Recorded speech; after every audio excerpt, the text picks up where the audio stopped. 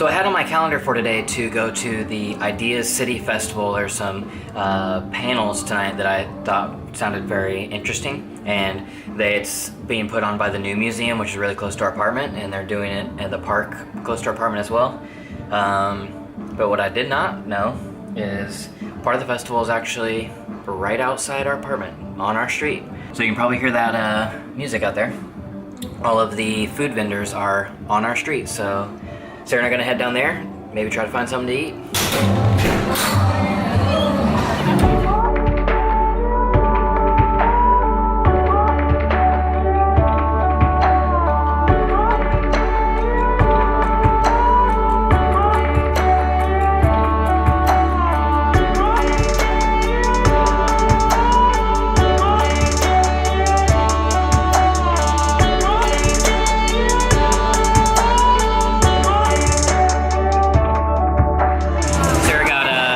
Fries and veggie patty. Don't know what it is. It's like a veggie pizza pocket. Yeah, like a veggie pizza pocket. I got a halal hot dog, I think is what it's called. It's like Pakistani food, all vegetarian, and there's free bread on the table. It's my kind of festival. Going on right now, there's also a huge Italian festival just a few blocks away from us as well.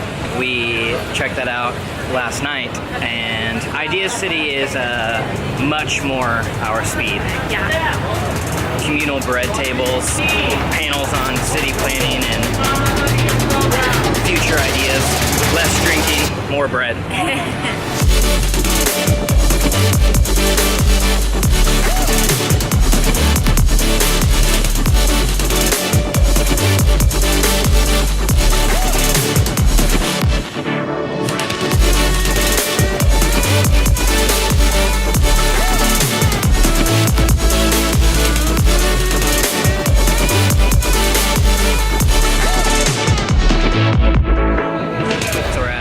IdeasCity Festival. It's a festival put on by New Museum. Basically, it's a creative platform that starts from the premise that art and culture are essential to the future vitality of cities. And so they bring together designers, artists, technologists, and policymakers to exchange ideas in a public forum. So they have like two different stages. One of them is like just debates, and they pass the mic around and they open the discussion and talk about different topics. There's a huge schedule of everything they talk about. They call that the assembly, and then there is a forum stage that is like actual talks. There are talks all day long, but we're going to go to one specifically is they're doing a mayor panel, and it's the mayor of Atlanta, the former mayor of Vancouver, and the former mayor of Charlottesville.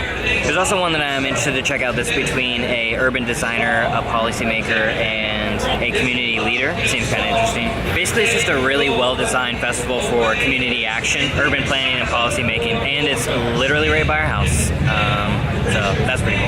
And they have these really cool tote bags that they're giving out to volunteers. And you can't purchase them. But we were walking over here and somebody just left one, so we're gonna take it. Design is something that people have strong intentions about. They tie the design of their homes, how they dress, where they worship, to their identity. We just left the mayor's panel at the IdeasCity Festival. So good. It was really good.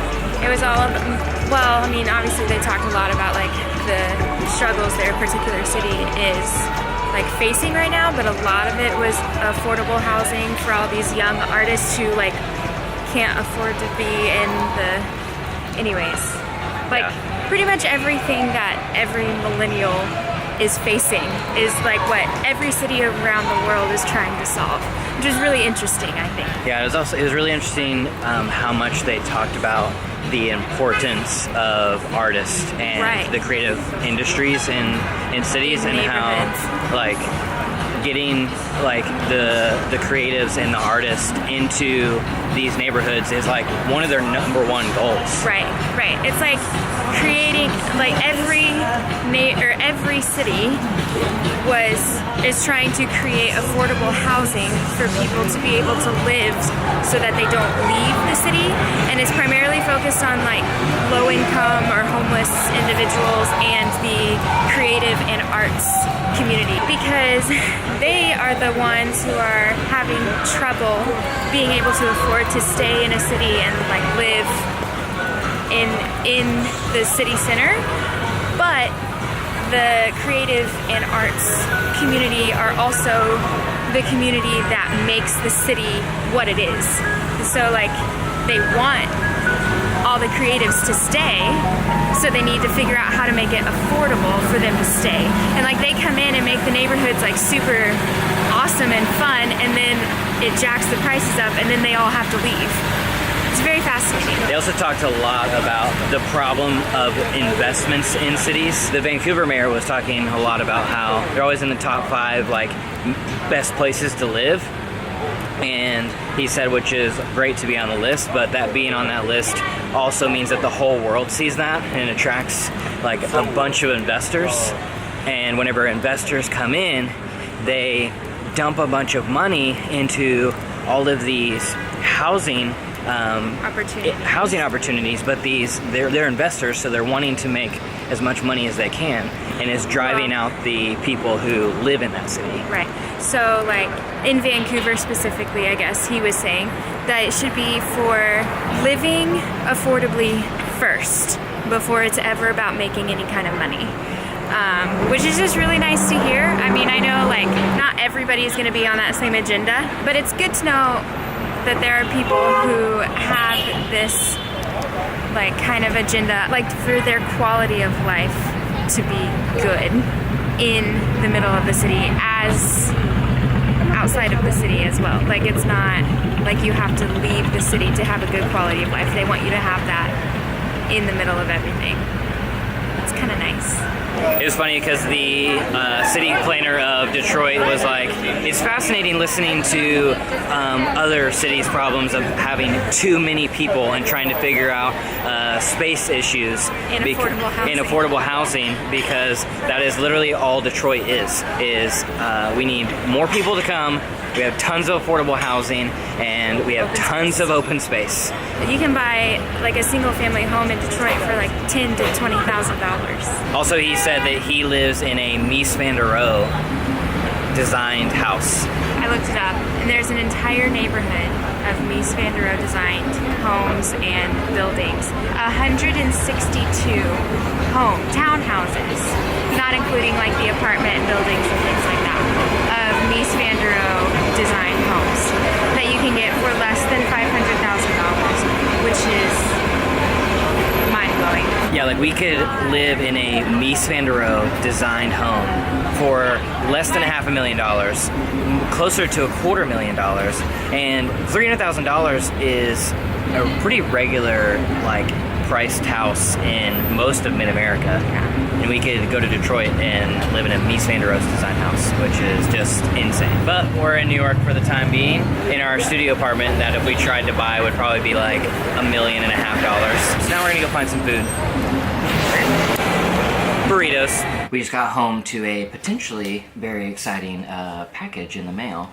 This will be our first official mail time on the blog. Not sponsored, completely purchased on our own dime.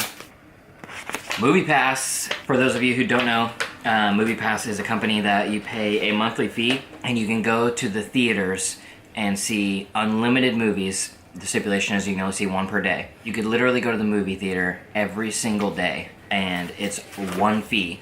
And it used to be like $50, and then they've done like $30 things and things like that. Last month they were acquired by another company and they lowered the rate to $10 and it like blew up viral. And so we definitely hopped on that train because $10 for unlimited movies in the movie theater. Hello. Because so many people signed up for it, it took quite a while to actually get the MoviePass. Like a month, I think. And we've been every day in the mail. It's like we open it and we're like, not MoviePass. So I think we have new plans for tonight. I think so. We decided on The Big Sick. We really wanted to go see Baby Driver, but since it's been out for a while, there's not many showtimes left, and the last showtime had already started for tonight. So we're walking to Union Square for where the next showtime of The Big Sick is, and we'll see if this movie pass thing actually works. So first you have to check in at the theater. You have to be within 100 yards of the theater, and you have to check in. Okay, so we're checked in on the app. I'm gonna put the camera away before we walk in. That way we don't get kicked out or something. And we'll report back after. We're out of the movie, which first things first, The Big Sick is really cute. Yeah. Very much worth seeing. So if you were wondering if the movie pass thing actually worked, or if it was a scam or not, it works. It's real. I wish this was sponsored and I could get paid for telling you that, but it's not. Just telling you it works. Sharing the info I know. So on that note, we're gonna wrap this one up. Feel free to share this video with your friends. If you like this video, go ahead and hit the like button. Subscribe if you want to see more videos from us. We do post videos every Monday, Wednesday, and Friday, and every Thursday over on Sarah's channel. Thanks for watching, and we'll see you in the next one. Bye.